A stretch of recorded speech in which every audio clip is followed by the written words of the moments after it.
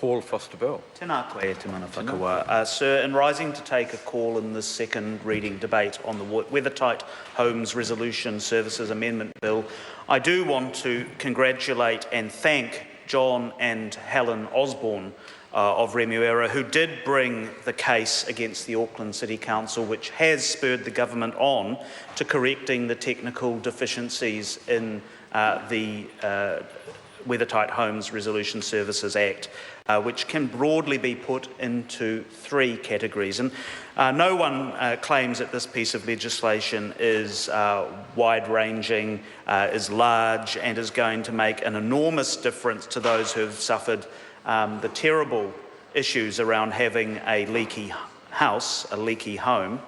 But it will correct three specific technical deficiencies which were identified by the court as being significantly problematic.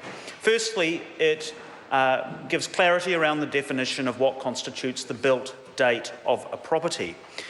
In some cases, sir, there can be significant differences in the time frame between when a council certificate is issued through to when the final inspection has happened.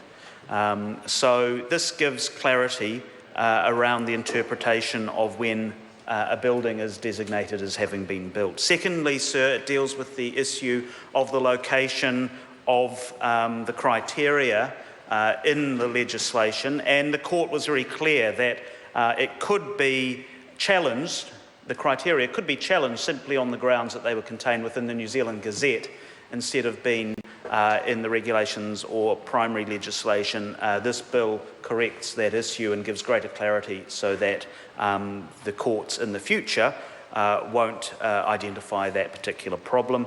Thirdly, it does address the expiry date of the financial assistance package which the government has put in place for a fixed period of 5 years, which expires on the 23rd of July next year.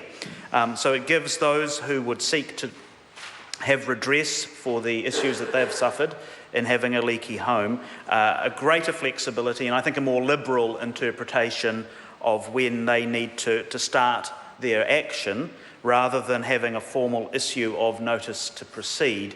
And that will actually bring in place, I think, a more liberal approach in dealing with those people who have been affected. Contrary to what some members, I think, have been arguing, and Jan Logie from the Green Party was saying that not enough has been done, significant investment has been put into assisting those with leaky homes. The liability for the government as it stands right now is $115 million. And that's estimated to generate a further $460 million worth of home repairs. So this is clearly part of a significant amount of work that's going on.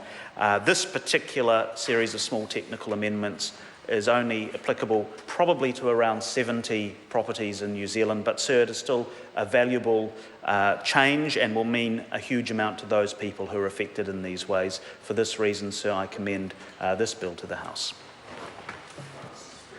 Adrian Rurafei. Thank you, Mr. Speaker. I'm happy to take a call